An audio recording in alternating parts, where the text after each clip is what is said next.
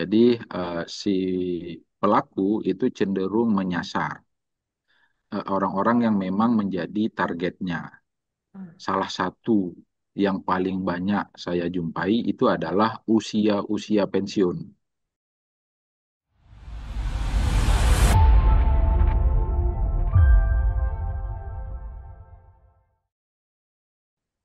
Baik, Assalamualaikum warahmatullahi wabarakatuh. Rekan sebat saudaraku Tribun Gayo. Hal ini saya Intan Mutia sudah terhubung dengan melalui Zoom tentunya bersama salah seorang narasumber yang sangat luar biasa. Beliau merupakan ahli digital dari UIN Araniri Banda Aceh, yaitu Bapak Gufran Ibnu Yasa MT. Selamat datang Bapak. Ya, Assalamualaikum warahmatullahi wabarakatuh. Waalaikumsalam warahmatullahi wabarakatuh. Dan tentunya Bapak dan saudaraku semuanya, belakangan kita sudah mendengar informasi yang marak beredar khususnya di wilayah Kabupaten Aceh Tengah dan juga Benar Meriah, di mana ada seorang pria Parubaya asal Aceh Tengah yang berinisial BR harus menanggung kerugian besar dari investasi atau penipuan, bahkan kerugiannya mencapai 553 juta rupiah. Dan kisah ini sudah berlangsung sejak 10 Juni 2025 dan kita akan coba ulas terkait dengan teknologi atau digital saat ini. Kita akan coba ulas dan kita akan coba kupas semuanya terkait dengan digital bersama ahli digital dari UIN Araniri. Yang pertama Bapak sebagai ahli digital, bagaimana Bapak melihat kasus yang sedang marak saat ini terkait dengan investasi online atau investasi bodong ini? Baik, dari pengalaman saya, karena mungkin di secara pribadi juga saya ada mendampingi beberapa orang yang memang bermasalah dan persis sama dengan kejadian yang ada di Aceh Tengah yang diberitakan tersebut. Eh, ada dua hal. Yang pertama itu secara psikologis, mungkin tadi sudah dibahas ya. Jadi si pelaku itu cenderung menyasar orang-orang yang memang menjadi targetnya. Salah satu yang paling banyak saya jumpai itu adalah usia-usia pensiun. Oke. Nah, jadi itu perlu jadi perhatian. Jadi bapak-bapak yang menuju pensiun atau yang baru pensiun itu calon korban. Bapak Ibu yang apa? Yang pada posisi umur seperti itu. Terus yang kedua itu yang lokasi ya. Jadi Mm-mm. dia jauh dari pusat-pusat informasi. Nah, itu secara psikologis. Tetapi secara teknis itu ada beberapa hal yang memang banyak orang belum menguasai atau memang hanya sekedar menggunakan terhadap aktivitas dunia mayanya. Jadi, maka dia harusnya ya kuasai itu. Contoh misalnya mengganti password secara rutin. Itu pengetahuan dasar yang memang ya salah satunya juga tugas dari kami di kampus untuk mensosialisasikan itu. Nah, itu mungkin awal mula dari permasalahan penipuan digital ini. Nah, dulu kan juga sempat ada yang APK ya, yang undangan pernikahan. Jadi ternyata undangan itu menginstal aplikasi. Jadi Iya. sebenarnya itu bukan PDF tetapi aplikasi. eh, tapi karena ketidaktahuan, diklik, terinstall, ternyata itu menjadi musibah bagi si penggunanya. Ada beberapa kemampuan dasar. Jadi kalau yang ekstrimnya, kalau saya diskusi dengan mahasiswa, Mm-mm. contohnya itu adalah untuk bisa menginstal aplikasi pinjol, maka harus orang-orang yang kemampuan berhitungnya bagus. Kenapa Nah, itu begitu, contoh Bapak? sederhana, Heeh. ya. Contoh sederhana. Jadi, ya, jadi harusnya orang yang merasa kemampuan berhitungnya nggak bagus, Mm-mm. maka nggak boleh itu menginstal atau mengakses pinjol-pinjolan itu. Oke. Karena dia nggak sadar ternyata tiba-tiba udah ratusan juta aja apa pinjamannya. Hmm. Dan ada itu. Jadi Iya, iya. dia nggak bisa tambah-tambah, nggak bisa kali, nggak bisa bagi. Tapi dia bisa mengakses pinjol. Jadi kan itu Mm-mm. eh, apa ya namanya? Ya masalah. Nah, itu. Masalah. Termasuk yang hal-hal seperti ini. Jadi ada kemampuan dasar yang tidak dimiliki, tapi dia bisa akses. Oke. Sehingga tadi muncul iklan, dia klik gitu. Oke, kalau tadi sebagian besar Bapak melihat juga dari fenomena sekarang bahwa menyasar kaum pensiunan yang mungkin saat ini berusia 50-an ke atas, Bapak. Tetapi kan kalau kita Ya, lihat juga dari satu kasus ini yang menimpa Bapak BR sebesar ya, 553 juta, Bapak ini pertama kali mendapatkan informasi dari media sosial Instagram. Nah, sebenarnya Bapak ya. seberapa canggih metode manipulasi psikologis atau social engineering yang biasa digunakan dalam kasus penipuan investasi atau apalagi berbasis romansa digital ini, Bapak? Ya. Eh, di saya itu saya menangani kasus yang sama persis itu dalam posisi si korbannya itu terjebak dengan Gimana, Pak? eh, mereka sempat video call dan dia Hmm. dalam keadaan tidak berpakaian. Oh. Ah, jadi di ujung-ujung itu jadi kriminal. Bentuknya adalah pemerasan. Hmm. Tapi di awal-awal itu bentuknya adalah investasi bodong. Investasi bodong itu kan kalau di media sosial itu yang sering digambarkan itu adalah satu orang di kayak pintu ruko itu tapi kebukanya sedikit, Mm-mm. dia masukin satu kaleng, balik dua Oke. kaleng, masuk satu kaleng lagi, balik tiga kaleng, dia pancing dua kaleng, balik 10 kaleng, nah, sampai akhirnya dia masukkan semua kalengnya, nggak balik-balik lagi. Iya. Ya, itu yang paling sering digunakan. Dan itu tidak ada kesalahan kemampuan digital apapun di situ. Hmm. Murni psikologis. Jadi Oke. literasi keuangan itu jadi penentu. Mm-mm. Kenapa saya bilang terhadap penipuan scam investasi ini ya. Jadi itu tidak ada kesalahan kemampuan digital, tidak ada yang dicuri kan, Mm-mm. Iya, tidak iya, ada iya. password yang dikuasai, tidak ada eh, hanya kemampuan social engineering untuk merayu si calon korban. Korban. Dimulai dengan ajakan-ajakan rayuan. Mm-mm. Kalau dia laki-laki, maka yang diutus adalah perempuan. Dengan kemampuan AI sekarang, Mm-mm. maka bisa saja yang diajak ngobrol oleh si korban itu adalah mesin AI yang Mm-mm. berbentuk perempuan. Nah, itu yang mungkin akhirnya menjadi lebih canggih penjahatnya. Uh, jadi literasi keuangan itu contoh sederhananya adalah sebenarnya yang paling normal terhadap Mm-mm. keuntungan sebuah investasi itu di berapa persen. Jadi Oke. kalau itu uh, bagian dari literasi keuangan. Contoh misalnya kalau deposito ya, deposito kan 5 sampai 7%. Jadi Mm. ketika ada yang menawarkan jauh di atas itu sudah warning. Bukan tidak mungkin, tetapi sudah menjadi warning. Tapi Oke. kalau eh, kemampuan dasar misalnya melihat sebuah website ini kira-kira baru dibuat enggak? Mm-mm. Kira-kira ini valid enggak? Terus nama websitenya ini kira-kira meyakinkan dari sebuah institusi atau lembaga yang bonafit tidak? Nah, itu Iya. juga perlu. Jadi tampilan websitenya bagaimana, kira-kira baru dibuat, atau misalnya website itu kan biasa ada about atau tentang kaminya lengkap. Nah, secara umum harusnya setiap kita masyarakat pengguna media sosial dan di internet itu menguasai itu dan itu bukan kemampuan spesifik tuh terhadap kemampuan digital itu hanya kemampuan mengumpulkan informasi secara lengkap. Oke, Ya, artinya harus kita verifikasi terlebih dulu informasi yang kita dapatkan ya Bapak ya. Contoh seperti udah pasti. korban ini yang melihat iklan dari Instagram kemudian langsung mempercayainya. Jadi kita harus cek lagi informasi termasuk lokasi ya Bapak ya. Lokasi Oh ya, jadi dari akun tersebut. ada banyak variabel yang perlu Mm-mm. dipertimbangkan oleh pengguna digital Mm-mm. terhadap ya tawaran-tawaran seperti itu. Jadi yang pertama tadi itu misalnya website. Mm-mm. Itu ini URL. Jadi kan misalnya ada website itu ada yang .com, Mm-mm. ada yang .info, ada yang .org. Nah, itu fungsinya apa? Itu harus diketahui.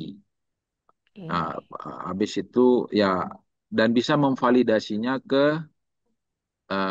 sumber informasi yang primer, termasuk regulator. Jadi misalnya, oh ini adalah kegiatan investasi, di mana secara regulasi itu investasi itu di Indonesia diatur oleh misalnya OJK Mm-mm. atau Bapepti apa unit-unit negara lain yang memang mengelola itu. Maka kita bisa ngecek tuh ke sumber primernya ada nggak perusahaan ini, ada izin tidak. Nah, yang seperti itu harus sudah menjadi pengetahuan dasar dari para pengguna media sosial. Mm-mm. Tapi lagi-lagi didominasi akhirnya psikologis dari calon korban ya Bapak yang sangat berpengaruh akhirnya mereka yang membuat mereka akhirnya terjebak dengan investasi bodong ini. Tetapi kalau kita lihat dari sisi digital forensik sendiri Bapak, apa saja jejak digital yang bisa ditelusuri untuk mengungkap identitas pelaku dalam kasus seperti ini khususnya dan ada berapa besar kemungkinan pelaku ini bisa kita lacak? Nah, eh, ketika dia berinteraksi di media sosial, Mm-mm. itu sebenarnya eh, teknisnya semua informasi perangkat yang dia gunakan itu kedetek. Oke. Nah, terus kalau dibuatkan misalnya laporan ke kepolisian, itu juga akan mungkin dengan alat yang canggih yang dimiliki oleh kepolisian, itu juga bisa dideteksi. Tetapi terhadap proses transaksi penipuan yang tadi itu kan satu keadaan yang sangat rumit itu. Mm-mm. Yang pertama, contoh jarak Ya. terhadap 500 juta yang hilang, ketika kita buatkan laporan kepolisiannya, maka polisi juga akan menggunakan resource yang sangat besar untuk mengoperasionalkan atau menjalankan pemeriksaan itu. Nah, itu mungkin menjadi pertimbangan yang akhirnya orang ya udahlah, saya tidak lapor ke polisi. Terus beberapa eh, jadi misalnya kayak di Telegram, Telegram Mm-mm. itu secara resmi tidak mendapat izin yang resmi di Indonesia, beda dengan WhatsApp. Jadi pemerintah Republik Indonesia itu tidak bisa mengakses dengan mudah eh, resource atau data yang ada di Telegram karena memang dari awal sifat Telegram yang seperti itu. Nah, Mm. sehingga mereka menggunakanlah Telegram banyak banyak terorisme penjahat itu banyak menggunakan Telegram. Walaupun sebenarnya kalau di report mereka akan di-ban oleh Telegram. Tetapi itu susah, tidak mudah. Jadi, tapi prinsipnya bisa untuk dikejar, tetapi energi atau resource yang diperlukan untuk melakukan proses itu sangat besar. Oke. Sehingga bukan tidak mungkin, tetapi itu menjadi pertimbangan tersendiri dalam prosesnya. Tapi bagi pribadi orang, ya maka paling mudahnya itu adalah melakukan social engineering kembali. Mm. Nah, itu yang paling mudah untuk dilakukan. Misalnya minta foto, maka dia akan foto lokasinya bisa diprediksi. Oh, ini dia foto di daerah ini. Paling itu yang bisa dengan mudah dilakukan. Tapi itu juga harus punya kemampuan lebih ya. Iya, dan ini juga sebenarnya cukup menarik Bapak karena kita lihat juga dari kasus salah satu warga Aceh Tengah ini, Bapak BR ini, beliau mengaku bahwa memang harus mentransfer sejumlah uang itu ke rekening yang berbeda. Jadi 20 juta ke A, kemudian sekian ke B, jadi nggak pernah satu rekening yang sama. Dan ini Ya. akan membuat tentunya semakin sulit ya untuk kita mencari atau menemukan siapa pelakunya. Tapi ada tidak Bapak sebenarnya celah keamanan atau lemahnya sistem informasi yang bisa dimanfaatkan oleh korban ini ataupun dari pemerintah sendiri? Yang pertama, kemampuan seseorang atau informasi yang cukup oleh seseorang terhadap transaksi perbankan dan pengaduan perbankan itu menjadi penting. Oke. Nah, jadi ketika dia sadar dia kena tipu, maka dia harus sudah tahu prosedur bagaimana metode pelaporan, pemblokiran, dan segala macam di transaksi finansial itu. Itu juga sesuatu informasi yang harus dimiliki oleh kita semua. Oke. Oh ini saya kena tipu, ini blokir bank. Contoh misalnya, Mm-mm. saya pernah tertinggal HP. Saya pernah tertinggal HP di kendaraan ketika di luar kota. Eh, terus balik HP-nya. Mm-mm. Tetapi di posisi itu saya sedikit pun tidak percaya dengan HP saya itu tertinggal. Jadi artinya kayak disengaja tinggal oleh si pengemudi taksinya. Mm-mm. Maka hal yang pertama saya lakukan adalah memindahkan semua eh, uang yang ada di e-banking. Oke. Nah, itu contoh. Itu kan bukan Mm-mm. kemampuan digital ya, Mm-mm. tapi literasi digitalnya ada bahwa kecurigaan itu harus selalu ada. Bahwa HP kita itu tidak aman, bahwa siapapun bisa mengakses ketika perangkat HP kita itu dipegang oleh orang. Nah, itu kemampuan literasi digital yang harus dikuasai. Tapi tindakan terhadap itu, ya misalnya memindahkan uang dulu, waktu sudah dirasa aman bisa dikembalikan lagi gitu. Atau ganti password dengan segera pasca tertinggalnya HP itu gitu. Itu juga bisa. Jadi eh, terhadap eh, apa yang berlaku, contoh yang kayak yang saya dampingi ya, yang Mm-mm. saya dampingi itu ya sama, dia dimulai dengan investasi bodong tapi ujung-ujungnya ancaman karena sudah Oh. apa tuh ya video call ya, Mm-mm. ternyata videonya itu direkam. Oh, Jadi oke. eh, tapi dia mengancam akan disebar rekan ini dan segala macam. Tapi itu nggak kejadian. Oke. Nah, jadi waktu itu saya nekat sih, saya nekat berdiskusi dengan beliau. Nah, saya sampaikan ini nggak Pak, karena Bapak laki-laki. Jadi Mm-mm. nggak akan banyak kejadian pasca itu disebar. Tapi kalau Mm-mm. yang korbannya adalah perempuan itu beda cerita. Itu Nah, itu akan kan panjang, Bapak ya. ya, jadi waktu itu bersebar dan segala macam kan bisa saja orang memanipulasinya malah untuk Mm-mm. hal-hal yang lain lagi gitu. Padahal dia Oke. adalah korban. Iya, Nah, iya, iya. eh, waktu itu segala saluran yang dimiliki oleh si penjahat itu dia gunakan untuk mengakses supaya sampai ke bapak itu. Oke. Dia cari kantornya di mana, dia hubungi kantornya, semua itu. Dan saya dapat semuanya. Dia berusaha keras untuk bisa sampai ke si bapak itu dengan target ancamannya itu tetap sampai ke si bapak Hmm. yang korban ini. Dan dia itu waktu itu sampai ya seratusan juta juga itu kena tipu. Ya sama juga. Pertama kirim 1 juta, 2 hari dibalas 4 juta. Nah itu kan Mm-mm. kepancing ya orang. Habis Pancing. itu kirim lagi 3 juta, baliknya 6 juta. Itu sampai 50% dalam 2 hari. Iya. Artinya masih Itu butuh kan nggak ada literasi investasi digital. yang bisa sebesar itu. Iya.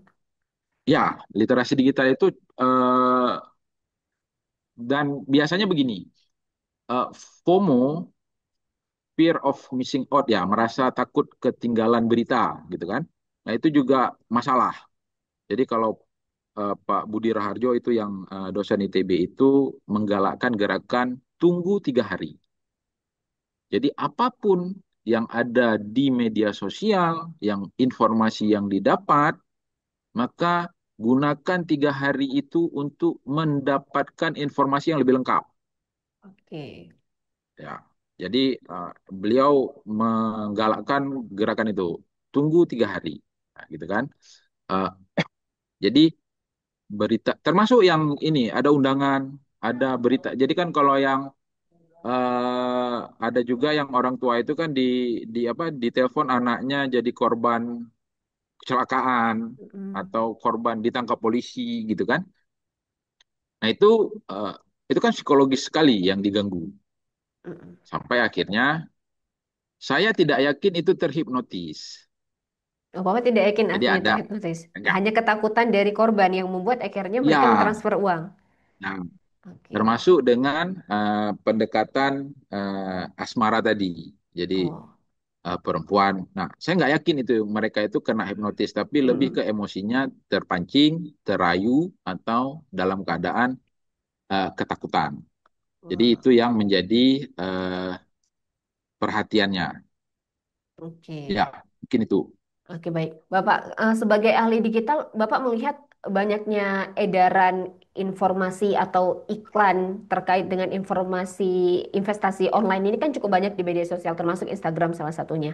Ya. Termasuk kita lihat korban ini juga menemukan iklan dari sana.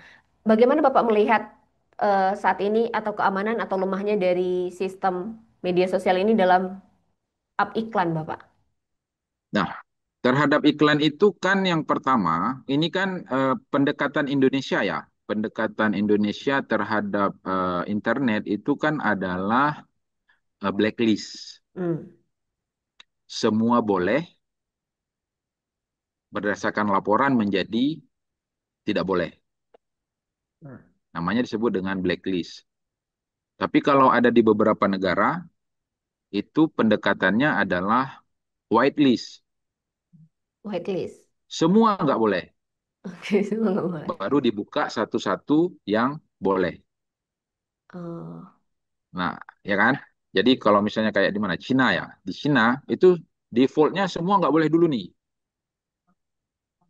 Terus dibuka kerannya satu-satu, diverifikasi. Oh ini boleh, boleh. Oh ini nggak Mm-mm. boleh, baru boleh. Tapi kalau di Indonesia semua boleh dulu nih. Mm-mm. A, website B, website C. Terus nanti berdasarkan laporan dan pengaduan, baru satu-satu di blacklist. Oke. Nah, jadi Artinya kan nanti ya, korban bisa melaporkan ya Bapak ya akun tersebut di Instagram langsung ya Bapak dan mengajak kerabat-kerabatnya juga untuk melakukan hal yang sama supaya akun ini ya, bisa diblokir ya Bapak ya. ya itu kan di report. Di Ya kan, report. kalau kayak di Telegram itu adminnya aktif berdasarkan report dari user. Tetapi Oh. artinya kan ya cenderung pendekatannya kita lebih demokratis, Mm-mm. gitu kan? Tidak ada apa itu namanya pemaksaan dalam dunia digital kita. Pada poin itu kita penting, tapi ada masalah ini tadi, termasuk kayak judi online. Mm-mm. Kan di blacklist nih, tapi Ya. duplikatnya muncul terus, muncul terus, muncul terus, dan Mm-mm. itu menjadi masalah. Jadi kalau berdasarkan itu, kita juga bisa mengatur iklan apa saja yang muncul di media sosial kita. Itu kan juga pengetahuan digital lah bisa dibilang. Bagaimana mengelola akun supaya iklan-iklan yang muncul itu sesuai dengan yang kita mau saja. Mm-mm. Terus iklan-iklan itu kan basisnya algoritma Mm-mm. berdasarkan konten yang paling sering kita lihat. Mm-mm. Nah, makin sering kita mengarah kepada yang negatif, maka cenderung iklan-iklan yang negatif yang Akan muncul. muncul. Nah, itu berlaku. Jadi boleh dan kami melakukan uji coba terhadap itu. Jadi kita buat satu akun yang melakukan aktivitas negatif terus, maka iklannya ya cenderung Negatif yang juga. negatif juga. Nah, itu eh, pemahaman algoritma itu juga menjadi penting. Terus kesadaran bahwa apa yang kita lakukan di dunia maya itu ada yang pantau itu dalam bentuk artiannya begini. Kalau kita di dunia nyata itu kan eh, orang itu ingin tahu itu kita kesukaannya apa, Mm. sehingga dia bisa menawarkan sesuatu kepada kita. Itu yang saya maksud dengan dipantau. Jadi kita dipantau terus nih ngapain aja di dunia maya sehingga menjadi target dari iklan-iklan tertentu. Nah, terhadap negara itu kan berdasarkan undang-undang yang ada itu sebenarnya sudah diatur. Tetapi itu tadi, kita tidak ada pemblokiran terhadap yang tidak ada laporannya. Semuanya awalnya itu boleh atau dibolehkan gitu. Jadi ya kan kayak judi. Karena kan tidak ada lagi batasan geografis regulasi terhadap bagaimana internet itu diakses. Jadi nggak dapat bisa saja dia membuat iklannya itu di negara A, Mm-mm. tapi target sasarannya untuk ditampilkan di Indonesia. Indonesia. Ya, regulator Indonesia nggak bisa apa-apa karena transaksi iklannya itu berada di negara lain. Oke. Artinya kan kita mencegah kontennya saja yang bisa, tapi memblokirnya itu tidak muncul gitu.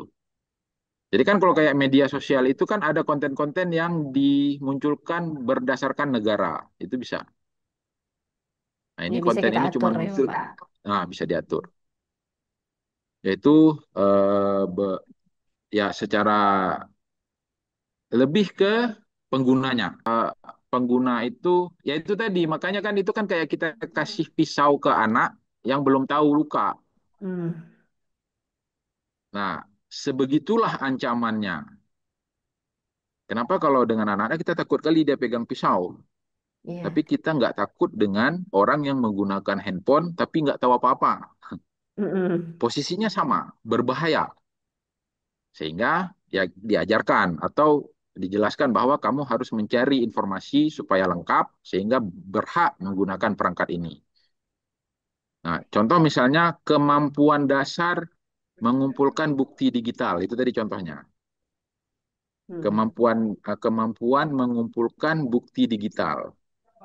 Contoh, dia melakukan screenshot, tapi screenshotnya itu nggak ada informasi apapun di dalam screenshotnya. Minimal ada tanggal, minimal ada halaman lain sebagai pembanding berita. Oh, ini saya screenshot tanggal sekian. Mm-mm. Nah, itu contoh kemampuan mengambil bukti digital juga penting. Menyimpan bukti, menciptakan bukti digital itu juga penting ketika kita merasa kita jadi calon korban atau sedang melakukan sesuatu yang kira-kira nantinya akan bermasalah dengan hukum. O- Oke, kalau kita lihat tadi Bapak artinya kembali lagi ke pribadi, konsumen, kita sebagai konsumen yang menggunakan media sosial untuk bisa memilah iklan kembali dan memverifikasi iklan tersebut apakah memang dari institusi yang benar atau memang ini adalah investasi bodong. Dan berarti di situ juga kita baru bisa mengatakan bahwa pemerintah atau regulator ini tidak bisa membatasi ya Bapak ya, kecuali ada laporan dari eh, para Iya, korban sendiri, karena memang ah, sudah seperti itu sistem di Indonesia khususnya. ya, Oke, baik. ya. Kalau kalau itu benar. Jadi Mm-mm. negara ya dengan segala macam dunia digital itu kan dengan keterbatasan aparat negara juga itu menjadi satu permasalahan, termasuk dengan regulasinya. Jadi kan itu juga uh, pendekatan bagaimana regulasi dunia digital yang ada di Indonesia itu mungkin harus terus menjadi perhatian khusus dari pemerintah untuk bisa memastikan negara bisa melindungi masyarakat dari konten-konten negatif seperti ini. Kadang-kadang juga hal itu juga dimunculkan karena masyarakatnya yang mencari. Jadi Iya. jadi negara sudah melarang tapi karena kebuka kita buka gitu kan. Jadi kan cenderung ya contoh misalnya kayak judi online Mm-mm. itu diblokir secara negara. Tetapi secara pengguna dia bisa menggunakan VPN. Ah, iya Ya betul. udah dia pakai pakai VPN gitu kan. Jadi kan Mm-mm. artinya uh, permasalahannya itu dari banyak sudut, dari penggunanya juga bermasalah, dari negaranya juga bermasalah. Dan kita harusnya juga mendorong kepada penyedia jasa untuk memperhatikan hal seperti itu. Jadi misalnya Instagram, TikTok, atau Facebook atau Google sekalipun, ya mereka harus juga serius memperhatikan bahwa media sosial mereka dimanfaatkan oleh para penjahat ini untuk mencari para korban. Hmm. Itu yang mungkin perlu juga kita dorong supaya para penyedia layanan juga memperhatikan hal-hal yang memang menjadi ancaman bagi para pengguna user dari layanan yang mereka belikan. Ya, baik. Terima kasih Bapak sekali lagi atas waktunya Ya, Bapak. Kita sudah berbicara cukup banyak, tidak hanya soal digital saja ya, pemahaman digital, tapi kita sudah masuk ke ranah yang sangat luar biasa dan ini juga literasi digital ini sangat penting tentunya untuk pengguna media sosial karena kita memang hampir kita bilang 98% mungkin adalah pengguna media sosial aktif ya, kecuali ya. mungkin orang-orang yang sudah lanjut usia yang tidak mengerti dengan media sosial. Dan ini tentunya saudaraku cukup penting untuk kita ketahui terkait dengan literasi digital, bagaimana cara kita memverifikasi sebuah informasi yang kita terima di media sosial. Sekali lagi Tapi terima kasih. sorry, Gimana Bapak? sebelum itu saya tambah sedikit boleh? Boleh, boleh Bapak. Nah, ini kan mungkin karena memang saya ada di di ranah ini ya. Mm-mm. Eh, ada beberapa hal yang mungkin perlu kita perhatikan bagi para pengguna dunia digital, terutama media sosial. Yang pertama itu, yaitu tadi, yang sesuai yang dikampanyekan, tunggu 3 hari. Mm-mm. Jadi Tunggu tiga apapun hari. berita yang kita dapat, ya kayak sekarang ini kan ada gempa ya, ada gempa di Rusia, ada ancaman tsunami Di Jepang. untuk beberapa negara Indonesia Timur. Nah, Mm-mm. itu kan pasca berita itu muncul validasi-validasi dari sumber berita yang primer. Nah, itu kan Mm-mm. akhirnya kita tervalidasi sendiri terhadap beritanya. Tetapi kan ada juga berita bencana yang ternyata nggak ada. Mm-mm. Terus edukasi diri dan keluarga itu penting. Jadi Bapak Ibu yang punya anak dan kita sendiri adik-adik para generasi muda edukasi. Jadi bantu para Bapak Ibu kita yang memang masih ya sedikit kurang informasinya terhadap penggunaan apa digital ini menjadi supaya lebih maksimal. Terus kemampuan menjaga data rahasia. Mm. Jadi jangan mudah memberikan tanggal lahir,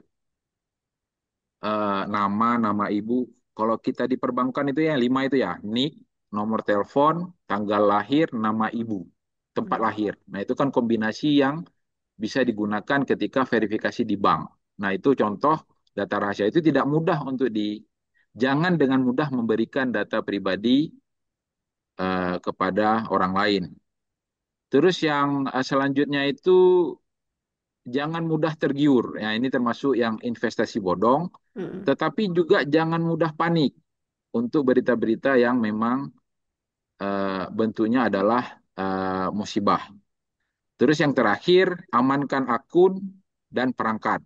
Itu kan contohnya misalnya dengan aktif mengganti password, terus mengaktifkan autentifikasi 2 faktor yang ada di Google, di WhatsApp, terus mengaitkan media sosial itu dengan nomor atau email lain yang memang akhirnya hanya kita yang tahu. Jadi jangan biasakan dengan satu pengaman, tapi Mm. tambah dengan nomor HP atau kata sandi atau aktifkan 2 faktor keamanan tersebut. Mudah-mudahan dengan keadaan seperti itu kita jadi lebih aman. Terus yang terakhir juga mungkin ketika kita sadar bahwa oh ini kita sedang dalam kena tipu, oh ini Mm. kita sedang dalam tertipu, kita harus segera bertindak. Segera bertindak itu dalam artian kita tahu prosedur melapor ke polisi, kita tahu prosedur melapor ke perbankan untuk melakukan pemblokiran nomor atau Oke. yang lain. Nah, itu juga Mm. sesuatu yang penting untuk kita kuasai. Mungkin itu yang perlu saya tambahkan tadi. Baik, terima kasih Bapak Gufran sekali lagi atas waktunya Ya, dan ini adalah ini saya sudah seperti mendapatkan kuliah umum dari Bapak karena tidak hanya kepada pemirsa di rumah, saya sendiri juga tentunya sangat membutuhkan informasi dan ilmu terkait dengan literasi digital yang begitu luar biasa dari Bapak. Terima kasih sekali lagi ya, Bapak atas ya. waktunya. Semoga sehat Ya, terima selalu kasih. dan Ya. Assalamualaikum warahmatullahi wabarakatuh. Waalaikumsalam warahmatullahi wabarakatuh.